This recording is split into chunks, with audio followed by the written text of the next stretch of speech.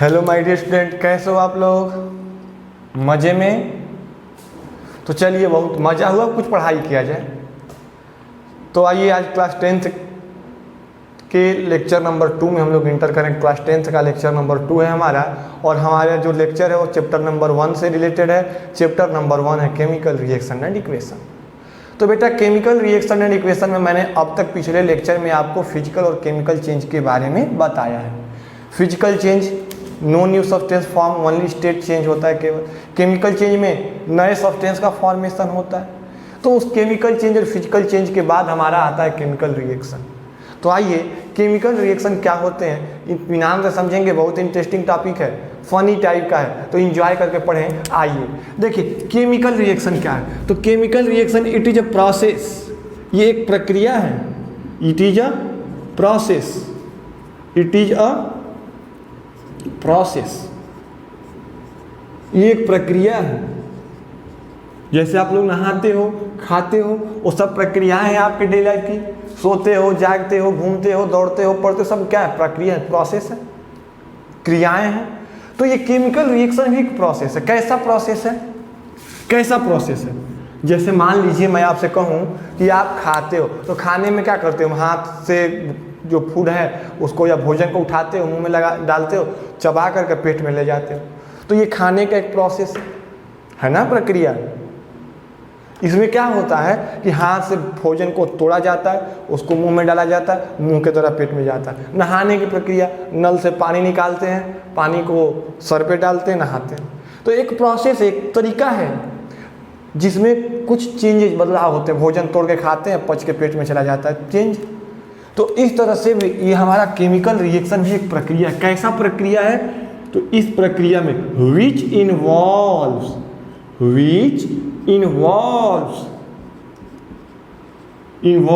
Chemical change, which involves chemical change. What is chemical reaction? Chemical reaction क्या है? तो एक प्रक्रिया, एक प्रोसेस है जिसमें क्या होता है? केमिकल चेंज होता है। कैसा केमिकल चेंज? तो in which chemical change, in which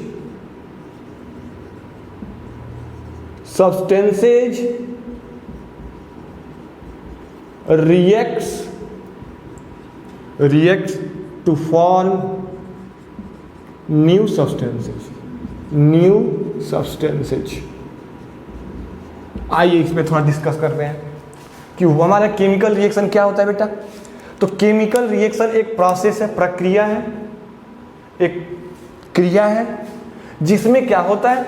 which involves chemical change. और आपको मैंने बताया था कि what is chemical change. Change in which new substances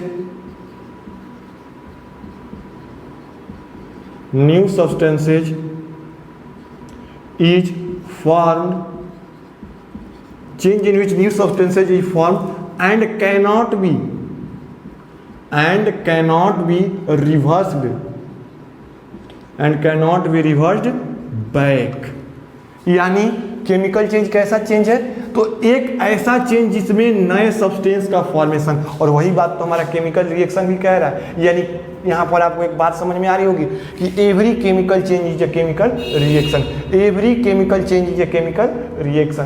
प्रत्येक केमिकल चेंज हमारा एक केमिकल रिएक्शन है।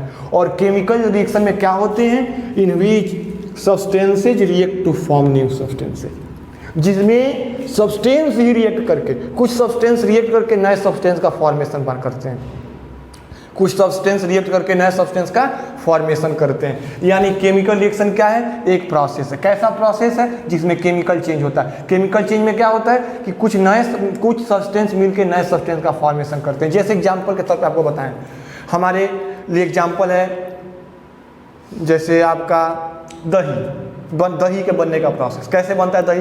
तो दूध में थोड़ा सा दही जोरन डालते हैं ना, जोरन। तो दूध में थोड़ा सा जोरन डालें तो वो दूध पूरा क्या हो जाता है? हमारे दही में चेंज हो जाता है। यानी रिएक्शन कौन किया? दूध और दही मिलके क्या बना दिए? एक नए दही को। दूध से क्या बन गया? हमारा दही बन गया। बनाना। दूसरा एग्जाम्पल, जैसे आप लोग भोजन करते हो, खाना खाते हो, खाना रोटी सब्जी खाए, दाल चावल खा लिए, अब वो खाना जो है मुंह से पचना शुरू हुआ और पेट तक पचा, और पचने के बाद उसी फूड में से वो फूड किस में चेंज हो गया, कुछ ब्लड में चेंज हो गया, कुछ विटामिन, कुछ कार्बोहाइड्रेट, कुछ फैट, कुछ मिनरल, अलग अलग कंपोनेंट में चेंज हो गया। यानी वहाँ पर क्या हुआ, केमिकल रिएक्शन ही तो हुआ। फूड का और हमारे शरीर के डाइजेस्टिव जूसेस जितनी पाचक रस हैं उनके बीच रिएक्शन हुआ और नए नए सब्सटेंस बने। क्या रोटी खाते हो तो पूरे ब्लड में रोटी दौड़ते हैं, चावल खाते हो तो ब्लड में चावल दौड़ता है? जी नहीं, उसके कंपोनेंट जो उसके अंदर मिनरल, विटामिन, फैट, कार्बोहाइड्रेट वो सब होते हैं, वो केमिकल चेंज होते हैं। कैसे केमिकली चेंज होते हैं? तो जो फूड हमने खाया है वो हमारे डाइजेस्टिव जूस के द्वारा पचाया जाता है, यानी डाइजेस्टिव जूस और फूड पार्टिकल के बीच रिएक्शन होता है और उस रिएक्शन के कारण नए नए सब्सटेंस बनते हैं जो हमारे शरीर के लिए यूजफुल होते हैं। यानी chemical reaction is a chemical change. Chemical reaction एक केमिकल चेंज होता है जिसमें कोई कुछ सब्सटेंस रिएक्ट करके नए सब्सटेंस फॉर्म करते हैं। अब देखिए इसमें एक बात आपको समझ में बताया आपको कि जो सब्सटेंस, विच सब्सटेंस रिएक्ट, जो सब्सटेंस रिएक्ट करते हैं इनको कहते हैं रिएक्टेंट। क्या कहते हैं? जिसको कहते हैं रिएक्टेंट। यानी केमिकल चेंज जिसमें दो सब्सटेंस रिएक्ट करते हैं, यानी जो रिएक्ट करेंगे, जो आपस में रिएक्ट करेंगे वो रिएक्टेंट कहलाएंगे। और इस रिएक्टेंट के कारण क्या होगा? रिएक्शन होगा। इस रिएक्टेंट के कारण रिएक्शन होगा और इस रिएक्शन के कारण जो नया सब्सटेंस बनेगा, न्यू सब्सटेंस, इस न्यू सब्सटेंस को ही क्या कहते हैं? प्रोडक्ट कहते हैं। इस न्यू सब्सटेंस को ही क्या कहते हैं? प्रोडक्ट, जिसको हिंदी में कहते हैं उत्पाद। और इसको कहते हैं रिएक्टेंट को अभिकर्मक। अभिकर्मक यानी केमिकल रिएक्शन हमारा एक केमिकल चेंज है जिसमें कुछ सब्सटेंस जिसको रिएक्ट करके, कुछ सब्सटेंस रिएक्ट करके जिसको रिएक्टेंट कहते हैं, और इस रिएक्टेंट के बदौलत हमारा केमिकल रिएक्शन यानी रिएक्शन होता है। और जो रिएक्ट करते हैं वो रिएक्टेंट कहलाते हैं और रिएक्टेंट के कारण रिएक्शन होता है और रिएक्शन के कारण जो नया सब्सटेंस बनता है उसको हम लोग प्रोडक्ट यानी उत्पाद कहते हैं। Chemical reaction is a chemical change in which substances react. जो रिएक्ट करते हैं वो क्या कहलाएंगे? रिएक्टेंट। जो रिएक्ट किए वो रिएक्टेंट, और जो बना वो उत्पाद। जैसे आपको मैंने एग्जांपल दिया था कि दही का बनना, दूध में थोड़ा सा दही डालते हैं तो दूध और दही आपस में रिएक्ट करेंगे। तो दूध और दही आपस में रिएक्ट करेंगे तो क्या होगा? आपका रिएक्टेंट। और जो नया दही हमारे लिए बना वो प्रोडक्ट हो गया। तो देखिए ये रिएक्टेंट और प्रोडक्ट और केमिकल रिएक्शन की कहानी आपको समझ में आई, मोरलेस समझ में आई होगी। तो चलिए अब आगे कहानी आपको मैं बताऊं कि केमिकल रिएक्शन में इतना जो आपको समझ में आया कि केमिकल रिएक्शन क्या होते हैं, केमिकल चेंज क्या होता है, रिएक्टेंट क्या होते हैं। जो सब्सटेंस किसी भी केमिकल रिएक्शन में जो रिएक्ट करते हैं वो रिएक्टेंट कहलाते हैं, और रिएक्शन के बदौलत जो बनते हैं, जिसके रिएक्शन के रिजल्ट के कारण जो बनते हैं वो प्रोडक्ट कहलाते हैं। चलिए अब आगे की टॉपिक ध्यान दें कि कैसे पता करेंगे कि केमिकल रिएक्शन हो रहा है। इसको मैं मिटा दे रहा हूं। कैसे पता करेंगे कि केमिकल रिएक्शन हो रहा है? कैसे पता करेंगे कि केमिकल रिएक्शन हो रहा है भाई? यानी केमिकल रिएक्शन हो रहा है तो इसमें हम लोग को कैसे बताएंगे केमिकल रिएक्शन हो रहा है? तो how can we observe, how can we observe chemical reaction? इसके बारे में मैंने पिछले लेक्चर में बताया था लेकिन डिटेल स्टडी नहीं बताया था उसमें। इसमें आपको डिटेल विथ एग्जांपल आपको बताया जाएगा। तो देखिए उसमें मैंने आपको 4 क्राइटेरिया बताई थी। कौन कौन से बताए थे? तो पहला criteria change of state, change of state. दूसरा बताया था change of colour,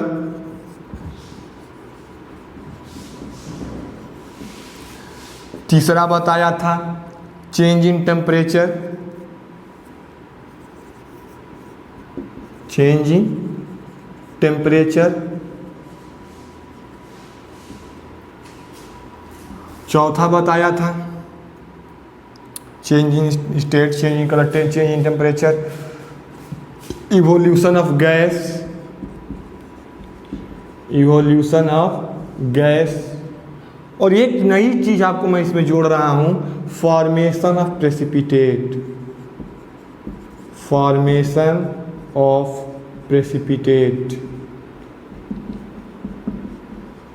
formation of precipitate. अब हर एक चीज देखिए, मैंने आपको पिछले लेक्चर में भी इसके बारे में बताया था, लेकिन डिटेल नहीं बताया था। यहाँ पर एग्जांपल के साथ आपको समझाऊंगा केमिकल रिएक्शन कैसे पता करेंगे कहीं पर केमिकल रिएक्शन हो रहा है। How can we observe that chemical reaction is takes place, कहीं पर केमिकल रिएक्शन हो रहा है, इसकी जानकारी हमको कैसे प्राप्त होगी। तो पहला चीज, चेंज ऑफ स्टेट।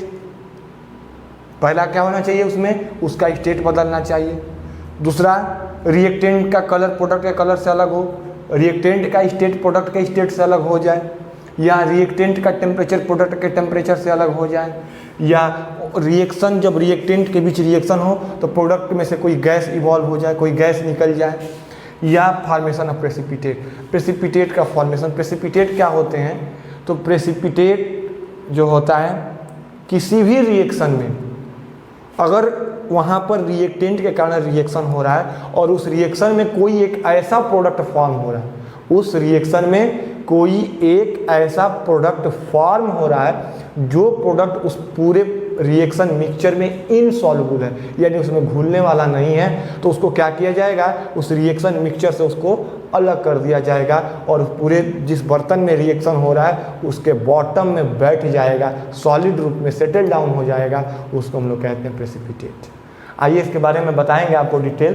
तो एक एक टॉपिक का ध्यान दें, हम सुने कि कैसे स्टेट चेंज होगा, कैसे कलर चेंज होगा, कैसे टेम्परेचर चेंज होगा, गैस कैसे निकलेगी, प्रेसिपिटेट कैसे बनेगा।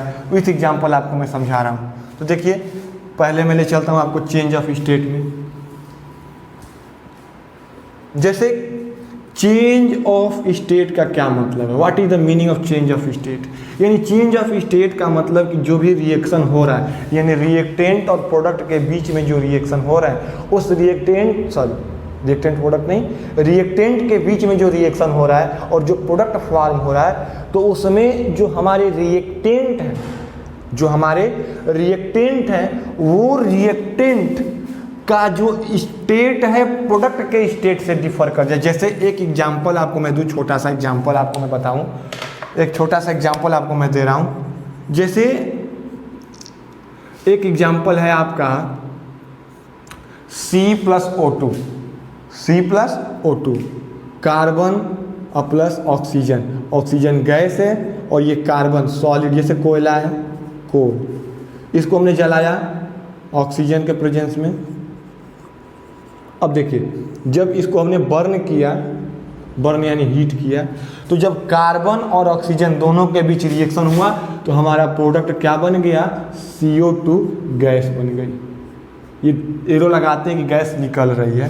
तो देखिए, कार्बन कैसा था, यहाँ पर सॉलिड था। ये एस क्यों लगाए हैं, सॉलिड के लिए बताएंगे आगे कि कब एस लगाते हैं, कब वो लगाते हैं। तो कार्बन ऑक्सीजन के साथ बर्न किया गया, यानी हीट किया गया, तो कार्बन डाइऑक्साइड गैस बन गई।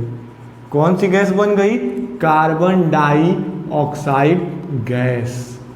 यानी यहाँ पर ये सॉलिड स्टेट में था, ये गैस स्टेट में था, लेकिन ये कैसा हो गया, गैस। यानी इसका स्टेट, कार्बन का स्टेट किस में चेंज हो गया, गैसियस फॉर्म में। तो ये हम लोग क्या कह सकते हैं कि केमिकल रिएक्शन भी हुआ, चेंज तो हुआ, केमिकल चेंज। अब क्या कार्बन डाइऑक्साइड जो जल गई, जो कोयला जल गया फिर उसको कोयला बना देंगे, नहीं ना। जो कार्बन डाइऑक्साइड गैस, कोयला जलने के पर जो कार्बन डाइऑक्साइड गैस निकल गई, उस गैस को फिर कोयला में बदल सकते हैं, नहीं। यानी कौन सा चेंज, केमिकल चेंज। और केमिकल चेंज ही तो आपका केमिकल रिएक्शन होता है। और केमिकल चेंज में क्या हुआ, हमारा इसका स्टेट बदल गया, तो स्टेट बदल गया तो हमारा केमिकल रिएक्शन हो रहा है। चलिए, ये आपको बात समझ में आई। चलिए, आप लोग का दूसरा जो है वो है इवोल्यूशन ऑफ गैस। क्या है, evolution of gas, evolution of gas. यानी अगर कोई भी केमिकल रिएक्शन हो रहा है तो उस केमिकल रिएक्शन से अगर गैस निकल रही है, यानी उस केमिकल रिएक्शन से गैस का इवोल्यूशन हो रहा है, तो हम क्या कहेंगे कि हमारा कोई भी रिएक्शन हो, कोई भी दो सब्सटेंस रिएक्ट करें तो उसमें से अगर गैस का इवॉल्व, यानी दो सब्सटेंस को मिलाएं और उसको मिलाने के बाद कोई गैस निकलने लगे, उससे किसी गैस का इवोल्यूशन होने लगे, तो हम कहते हैं कि केमिकल रिएक्शन है टेक प्लेस। कैसे, तो जब दो सब्सटेंस, जैसे कि एग्जांपल आपको मैं दूं, जिंक मेटल है। जिंक क्या है? जिंक एक मेटल है और मेटल जनरली सॉलिड होते हैं। तो जब जिंक सॉलिड लगा रहे हैं, एस मतलब सॉलिड का reaction sulphuric acid H2SO4 sulphuric acid aqueous form में लेंगे और जब इन दोनों के बीच रिएक्शन कराएंगे तो जिंक सॉलिड और सल्फ्यूरिक एसिड के बीच जब रिएक्शन होगा तो जिंक सल्फेट बनेगा ZnSO4 और प्लस हाइड्रोजन गैस के रूप में निकलेगी। किसके रूप में निकलेगी? इसको कैसे बताएंगे हाइड्रोजन गैस निकल रही है? तो उसमें से बुदबुदाहट पॉप साउंड के साथ ये हाइड्रोजन गैस इवॉल्व होगी। तो हम लोग कह सकते हैं कि जब हमने जिंक को सल्फ्यूरिक एसिड के अंदर मिलाया तो एक हाइड्रोजन गैस निकली और हाइड्रोजन गैस का इवोल्यूशन हुआ, यानी कहीं ना कहीं इसमें केमिकल रिएक्शन हुआ। बात समझ में आ रही है? बोलिए, हमारी बात आपको क्लियर हो रही है कि जब दो सब्सटेंस रिएक्ट करें और उससे गैस का इवोल्यूशन हो तो भी हम कह सकते हैं कि केमिकल रिएक्शन हुआ। स्टेट चेंज हो जाए तो भी कह सकते हैं कि हमारा, तो भी क्या कह सकते हैं कि हमारा केमिकल रिएक्शन हुआ। अब एक है, तीसरा है formation of precipitate. Formation of precipitate. Precipitate की पूरी स्पेलिंग मैं लिख देता हूँ, प्रेसिपिटेट, इसको PPT लिखते हैं। अब यहाँ पर आप एक बात पूछोगे कि sir what is precipitate? Precipitate क्या होते हैं? तो इसको प्रेसिपिटेट को कहते हैं इनसॉल्युबल सब्सटेंसेस फॉर्म ड्यूरिंग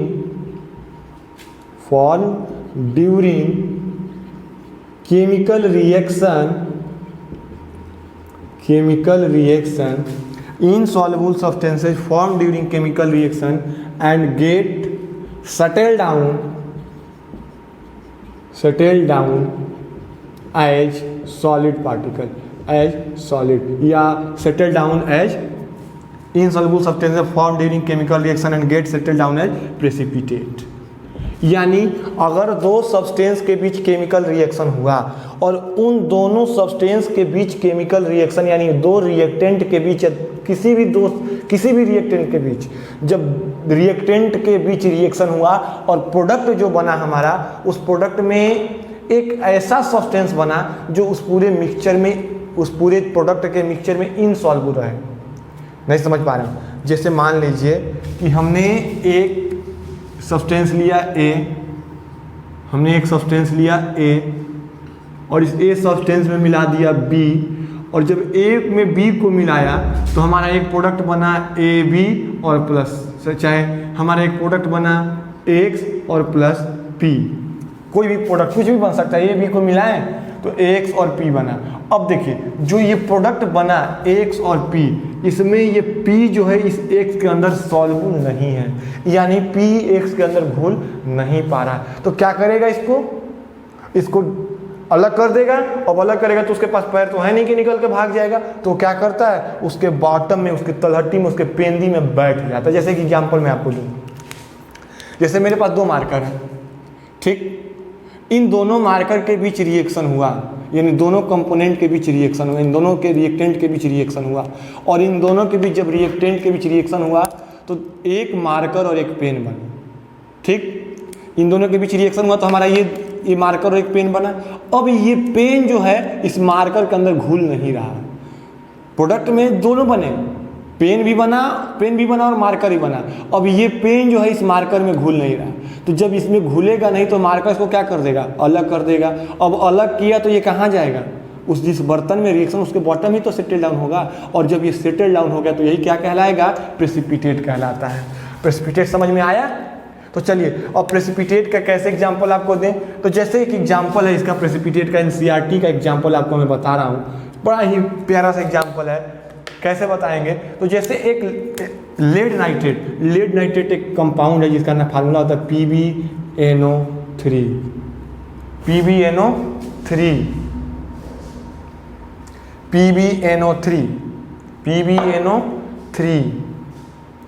चाहे सबसे आसान एग्जांपल आपको मैं दूं, जैसे सिल्वर नाइट्रेट, एक छोटा सा एग्जांपल, एनसीईआरटी का ही एग्जाम्पल आपका। तो जैसे इसका एग्जाम्पल आपको मैं दे रहा हूँ, AgNO3 silver nitrate. Black nitrate थोड़ा आपके लिए अटपटा लगता, सिल्वर नाइट्रेट मैंने इसीलिए ले लिया। Silver nitrate, silver nitrate. अब इस सिल्वर नाइट्रेट का रिएक्शन किससे करा देना है भाई? हाइड्रोक्लोरिक एसिड से, यानी HCl से करा दिए। तो जब इसका रिएक्शन हमने HCl के साथ कराया, जब AgNO3 का रिएक्शन HCl से कराया, तो इन दोनों के बीच, ऊपर मैं लिख देता हूँ, थोड़ा समझ में अगर ना आए तो मैं ऊपर लिख दे रहा हूँ, लग रहा है नीचे नहीं आ पा रहा होगा तो देखिए ये समझ में आया इवोल्यूशन ऑफ गैस। तो चलिए इसको मिटाते हैं, इसका एग्जाम्पल देते हैं फॉर्मेशन ऑफ प्रेसिपिटेट का। देखें कि what is formation of precipitate, कैसे होगा। तो जैसे इसका एग्जाम्पल है, हमने लिया एग्जाम्पल एक, सिल्वर नाइट्रेट एक कंपाउंड है, सिल्वर नाइट्रेट कंपाउंड है,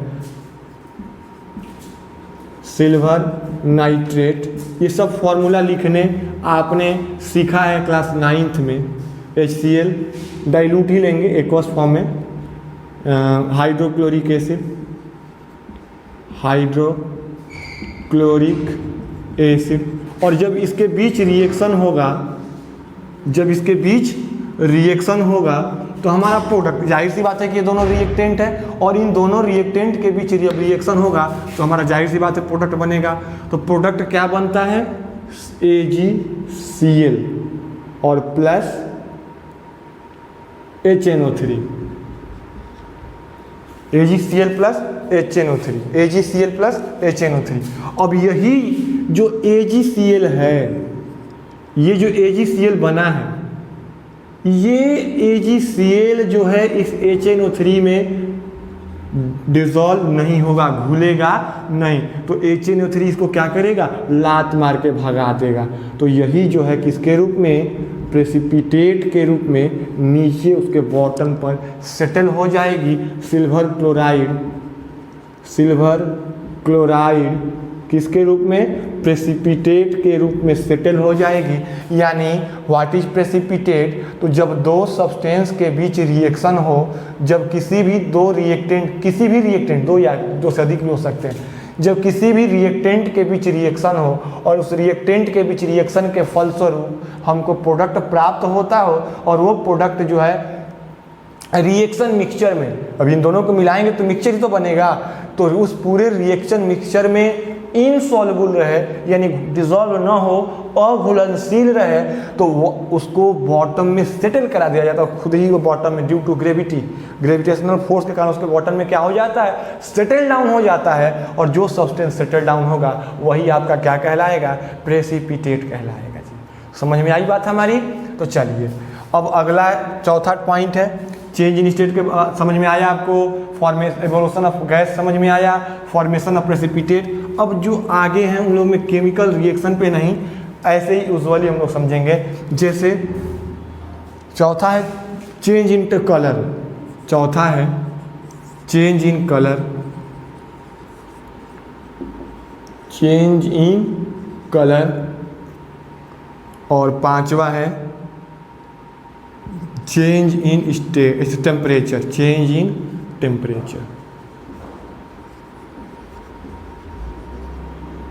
जैसे ये दोनों, तो चेंज इन कलर, अगर रिएक्टेंट के बीच रिएक्शन हो और उस रिएक्टेंट का कलर प्रोडक्ट के कलर से अलग हो जाए, फिर से बोल रहा हूँ, जब दो रिएक्टेंट के बीच रिएक्शन हो और उन दोनों के बीच रिएक्शन के कारण प्रोडक्ट का कलर चेंज हो जाए, यानी रिएक्टेंट अलग कलर के हों और प्रोडक्ट अलग कलर के बन जाएं, तो उस तरह के प्रोसेस में हम अगर देखें कि रिएक्टेंट को मिलाने पर जो उन दोनों का कलर चेंज हो गया, तो हम लोग कह सकते हैं कि हमारा केमिकल रिएक्शन हुआ है। इसके लिए आपको बहुत सारे रिएक्शन है, कई तरह के रिएक्शन है जिसमें कलर चेंज होता है, जो आपके सिलेबस से बाहर है, उसको आपको इसमें नहीं बताया जाएगा। अब अगला है आपका चेंज इन टेम्परेचर। रिएक्टेंट के बीच रिएक्शन हो और रिएक्टेंट का टेम्परेचर प्रोडक्ट के टेम्परेचर से अलग हो जाए, यानी रिएक्टेंट का टेम्परेचर कुछ और है और प्रोडक्ट का टेम्परेचर कुछ और हो जाए, तो उस तरह के प्रोसेस में भी हम कहते हैं कि केमिकल रिएक्शन है टेक प्लेस। चलिए ये यहाँ तक आपको बात समझ में आई कि कैसे पता करेंगे केमिकल रिएक्शन हो रहा है। तो केमिकल रिएक्शन होने के लिए सबसे पहली बात कि रिएक्टेंट का जो स्टेट होगा प्रोडक्ट के स्टेट से डिफर कर जाए, यानी अगर रिएक्टेंट सॉलिड है, लिक्विड है, तो प्रोडक्ट गैस बन जाए, या दोनों में से रिएक्टेंट आइदर ऑफ रिएक्टेंट कोई एक रिएक्टेंट का स्टेट प्रोडक्ट के स्टेट से अलग हो जाए, तो कहेंगे कि हमारा केमिकल रिएक्शन हुआ है। दूसरा, जब रिएक्टेंट के बीच रिएक्शन हो और किसी गैस का इवोल्यूशन हो जाए, कोई गैस निकल जाए, उससे किसी गैस के निकलने का प्रोसेस हमको ऑब्जर्व हो, हम महसूस करें कि उससे कोई गैस निकल रही है, तो भी हमारा केमिकल रिएक्शन हो सकता है। और तीसरी चीज़ कि प्रेसिपिटेट का फॉर्मेशन हो। What is precipitate? तो जब दो सब्सटेंस के बीच रिएक्शन हो या किसी भी रिएक्टेंट के बीच, दो सब्सटेंस की बात ना करें, किसी भी रिएक्टेंट के बीच रिएक्शन हो और उस रिएक्टेंट के बीच रिएक्शन के कारण, उस रिएक्टेंट के बीच रिएक्शन के कारण हमारे प्रोडक्ट में एक ऐसा सब्सटेंस फॉर्म हो जो पूरे रिएक्शन मिक्सचर में डिसॉल्व ना हो, इनसॉल्युबल हो, यानी उसमें घुले नहीं, तो उसको क्या किया जाएगा, हमारे रिएक्शन मिक्सचर से अलग किया जाएगा और अलग होने पर वो बॉटम में सेटल हो जाएगा, उसके तलहटी में बैठ जाएगा। उसी को हम लोग क्या कहेंगे, प्रेसिपिटेट कहते हैं। Precipitate is the insoluble substance form in chemical reaction and get settle down at bottom, यानी ऐसे सब्सटेंस जो केमिकल रिएक्शन के दौरान तो बनते हैं लेकिन उस रिएक्शन मिक्सचर में सॉल्युबल नहीं होते हैं, तो उसको रिएक्शन मिक्सचर से अलग कर दिया जाता है, और जब अलग होते हैं तो उसके बॉटम में, उसके तलहटी में बैठ जाते हैं और वही प्रेसिपिटेट कहलाते हैं। तो ये आपको बात यहाँ तक समझ में आई। अब देखिए, अगर उसका टेम्परेचर, रिएक्टेंट का टेम्परेचर चेंज हो जाए किससे, प्रोडक्ट से, यानी रिएक्टेंट का टेम्परेचर कुछ और था, प्रोडक्ट का टेम्परेचर कुछ और हो जाए। जैसे इसका छोटा सा एग्जांपल मैं आपको दूं, अगर चूना पत्थर को, घर में जो पुताई होती है, उस चूना पत्थर को आप लोगों ने देखा होगा, तो जब उस चूना पत्थर को पानी के साथ मिलाते हैं तो उनके बीच रिएक्शन होता है। मैं ये भी देता हूँ चेंज इन टेम्परेचर का एग्जाम्पल, जैसे कैल्शियम ऑक्साइड, जो चूना पत्थर आप लोग यूज करते हो, इसको सॉलिड फॉर्म में होता है, इसको कहते हैं कैल्शियम ऑक्साइड। इसका रिएक्शन हमने वाटर के साथ कराया, H2O लिक्विड, H2O वाटर, पानी लिक्विड होता है, तो हमारे लिए क्या बनता है, कैल्शियम हाइड्रोक्साइड CaOH का होल ट्वाइस का फॉर्मेशन होता है, और प्लस में हीट निकलती है, बहुत ज़्यादा एनार्मस अमाउंट ऑफ हीट इवॉल्व होती है। देखना कभी किसी बर्तन में चूना पत्थर को पानी में डालोगे तो उसमें से उबलना शुरू कर देता है, उस बॉयल होने लगता है वाटर, और पूरा का पूरा बर्तन गर्म हो जाता है। यानी इसका टेम्परेचर, जो हमारा रिएक्टेंट है, उस रिएक्टेंट का टेम्परेचर प्रोडक्ट के टेम्परेचर से डिफर कर गया, तो हमने क्या कहा कि जब टेम्परेचर डिफर कर गया तो हमारा केमिकल रिएक्शन है टेक प्लेस। क्लियर है यहाँ तक? चलिए अब आगे की बात आपको बताएं कि अब हम लोग चलते हैं, केमिकल रिएक्शन आपको क्लियर है, अब केमिकल इक्वेशन पे चलते हैं। चलिए आइए, what is chemical equation? What is chemical equation, ये सब क्लियर है आपको? चलिए अब अगली टॉपिक है केमिकल इक्वेशन। केमिकल इक्वेशन,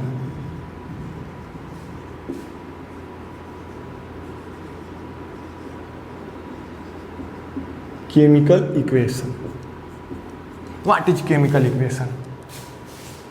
तो देखिए केमिकल इक्वेशन क्या होते हैं। तो इक्वेशन आपने पढ़ा होगा मैथ में, समीकरण जिसको कहते हैं, इसका नाम हिंदी में होता है रासायनिक समीकरण, रासायनिक समीकरण।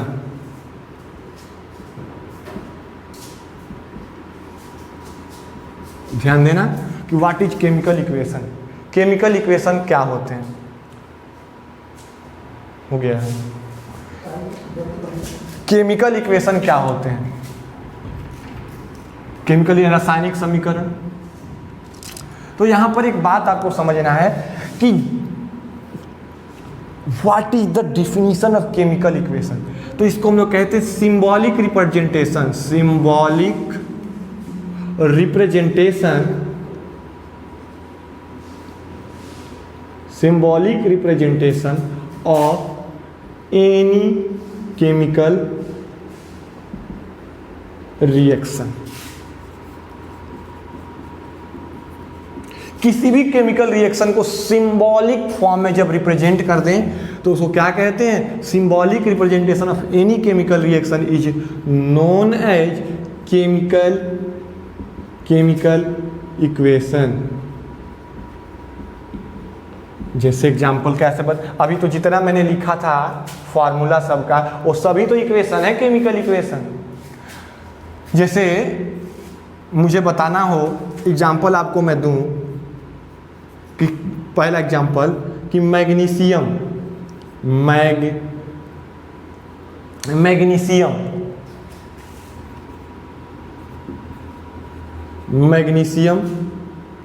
मेटल है, इसको हम लोग किसके साथ रिएक्ट करा रहे हैं? ऑक्सीजन के साथ। तो देखिए मैग्नीशियम किसके साथ रिएक्ट किया? ऑक्सीजन के साथ। और जब ऑक्सीजन के साथ रिएक्ट किया तो हमारे लिए क्या बना? Magnesium oxide. मैग्नीशियम एक मेटल है जो रिबन फॉर्म में मिलता है, आपके एनसीईआरटी के बुक में दिया होगा, देखिएगा पढ़िएगा उसको। तो जब मैग्नीशियम मेटल को हमने क्या किया? ऑक्सीजन गैस के साथ रिएक्ट कराया तो हमारे लिए मैग्नीशियम ऑक्साइड बना, पहली बात। दूसरा, जब कार्बन को किसके साथ रिएक्ट कराया? ऑक्सीजन के साथ ही रिएक्ट कराया तो हमारे लिए क्या बन गया? Carbon dioxide. चलिए अब अगला एग्जाम्पल आपको मैं दूं, तीसरा। जैसे हाइड्रोजन गैस का रिएक्शन हमने ऑक्सीजन गैस के साथ कराया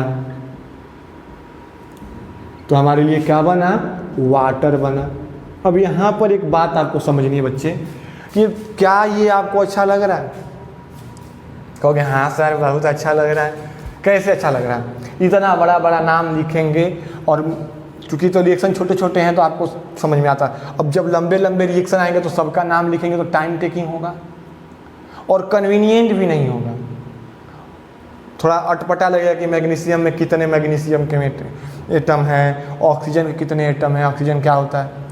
तो इन सब कमियों को दूर करने के लिए हमने क्या किया कि जो जो एलिमेंट केमिकल रिएक्शन में पार्टिसिपेट कर रहे हैं, जो जो कंपाउंड या जो जो मॉलिक्यूल या जो जो एटम हमारे केमिकल रिएक्शन में पार्टिसिपेट कर रहे हैं, उन सब का सिंबल के रूप में उनको लिख दें।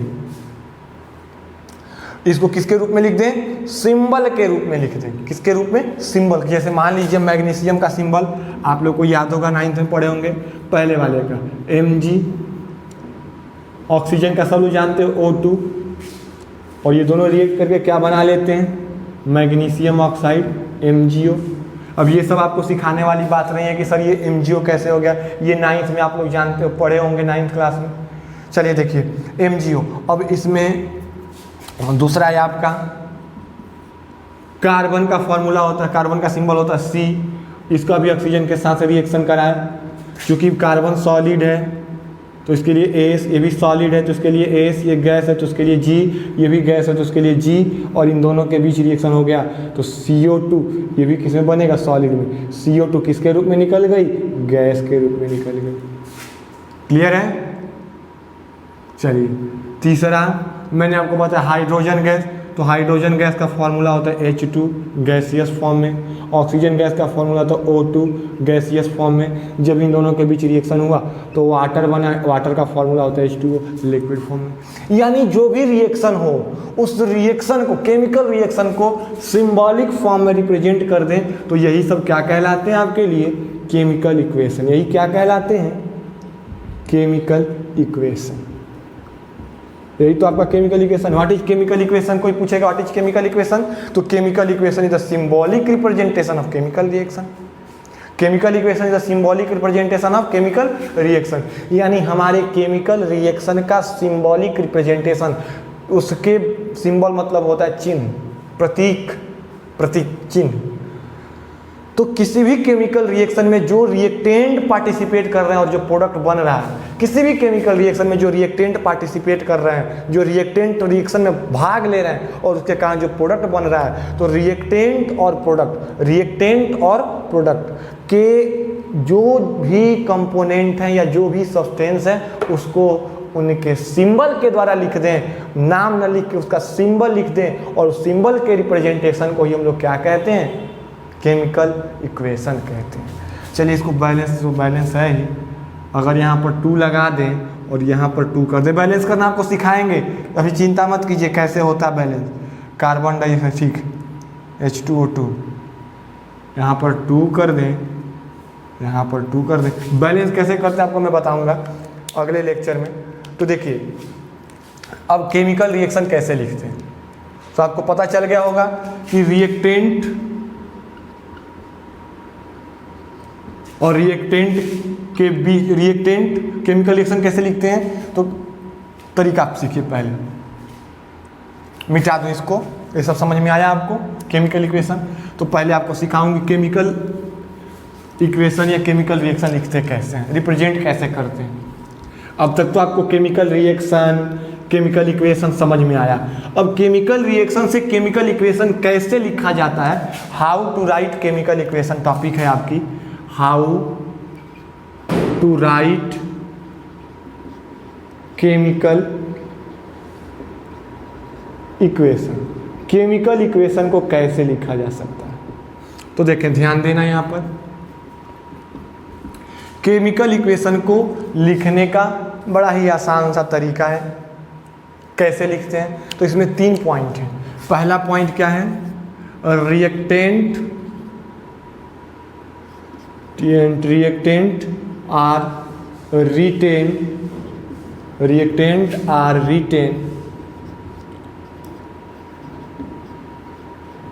इन left hand side.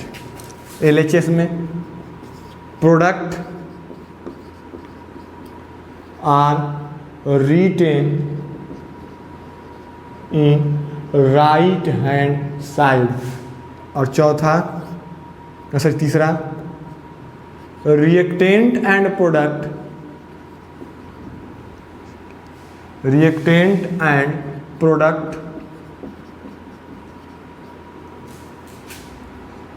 are separated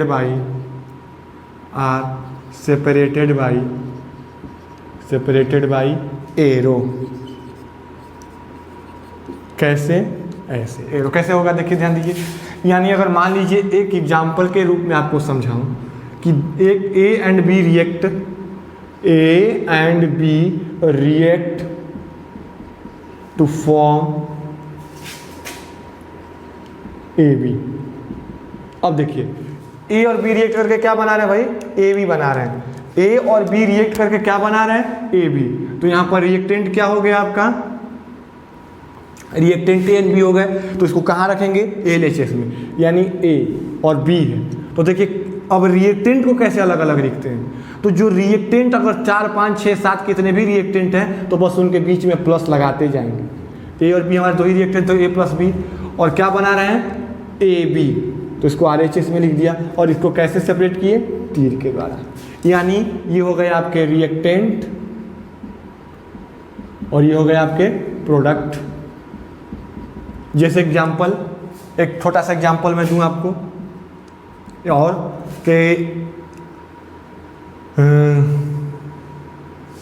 हाँ, calcium oxide CaO reacts with water to form calcium hydroxide CaOH। Water का फॉर्मूला होता है आप लोग सब जानते हो, H2O। तो देखिए फॉर्म टू फॉर्म, तो ये क्या हो गया हमारा, प्रोडक्ट हो गया। ये हमारा क्या हो गया भाई, प्रोडक्ट। और ये दोनों हमारे क्या हो गए, CaO और वाटर, ये दोनों हमारे रिएक्टेंट हो गए। तो कैसे लिखेंगे, रिएक्टेंट हमारे कौन कौन से हैं, कैल्शियम ऑक्साइड CaO और प्लस, अब देखिए 2 रिएक्टेंट तो 2 ही लिखेंगे, CaO प्लस H2O। ये सॉलिड है, ये लिक्विड है, और दोनों रिएक्ट कर रहे हैं। तो क्या बन रहा है हमारे लिए, कैल्शियम हाइड्रोक्साइड CaOH का होल ट्वाइस। इन दोनों को कैसे सेपरेट कर देंगे, एरो से। यानी एरो के लेफ्ट में रिएक्टेंट और एरो के राइट में हमारा प्रोडक्ट, और दोनों के बीच में एरो। लेफ्ट हैंड में रिएक्टेंट, राइट हैंड में प्रोडक्ट, और रिएक्टेंट और प्रोडक्ट के बीच में एरो लगा देंगे। 4 रिएक्टेंट होंगे तो उनको प्लस प्लस लगा के लिखते जाएंगे, और प्रोडक्ट अगर जितने बने 5-6 प्रोडक्ट बने तो प्रोडक्ट वो भी प्लस प्लस लगा के लिखते जाएंगे।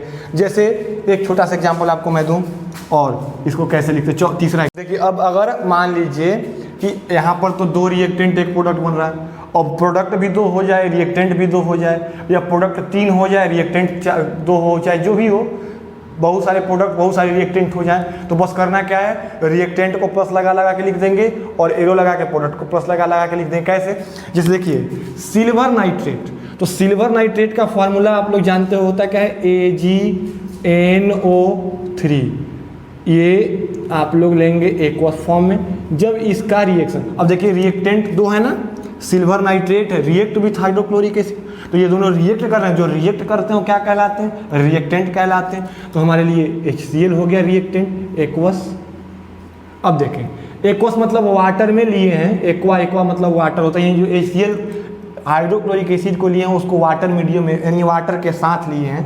तो देखिए AgNO3 और HCl 2 रिएक्टेंट हो गए, इन दो अगर और 4-5 प्रोडक्ट रिएक्टेंट होते तो बस प्लस प्लस लगा लगा के लिखते जाते। और अब इसके बाद क्या बना, प्रोडक्ट। तो रिएक्टेंट के बाद अब प्रोडक्ट शुरू हो रहा है, क्योंकि अब यहाँ तक रिएक्टेंट तो खत्म हो गया, टू फॉर्म आ गया, तो टू फॉर्म होगा तो क्या होगा, प्रोडक्ट। तो जब रिएक्टेंट खत्म हो गए तो रिएक्टेंट खत्म हो गए तो एक एरो लगाएंगे, और एरो के बाद प्रोडक्ट लिख देंगे। प्रोडक्ट हमारे लिए क्या बना, सिल्वर क्लोराइड AgCl, ये प्रेसिपिटेट के रूप में बनेंगे, और प्रेसिपिटेट आपको मैंने बताया क्या होते हैं, और प्लस नाइट्रिक एसिड यानी HNO3, ये एक्वा फॉर्म में बनेंगे। हमारा ये क्या हो गया, ये हो गए हमारे प्रोडक्ट, ये हो गए हमारे प्रोडक्ट दोनों, और ये हो गए हमारे रिएक्टेंट। क्लियर है यहाँ तक? चलिए, तो आपको रिएक्शन कैसे, केमिकल रिएक्शन कैसे लिखते हैं या केमिकल इक्वेशन कैसे लिखते हैं समझ में आया। केमिकल रिएक्शन क्या होते हैं, क्लियर है। केमिकल इक्वेशन क्या होते हैं, क्लियर है। तो आपको आज मैंने केमिकल रिएक्शन क्या होते हैं, केमिकल रिएक्शन कैसे होते हैं, तो इसको कैसे पता करेंगे केमिकल रिएक्शन हो रहा है, और उसके पता करने के बाद उसको लिखते कैसे हैं, तो लिखने के तरीके को केमिकल इक्वेशन कहते हैं, और केमिकल इक्वेशन लिखने का तरीका मैंने आपको बता दिया। तो आज के लेक्चर के लिए इतना ही। अब टाइप ऑफ केमिकल इक्वेशन और केमिकल रिएक्शन आपको अगले लेक्चर में मिलेंगे, तब तक आपको बाय।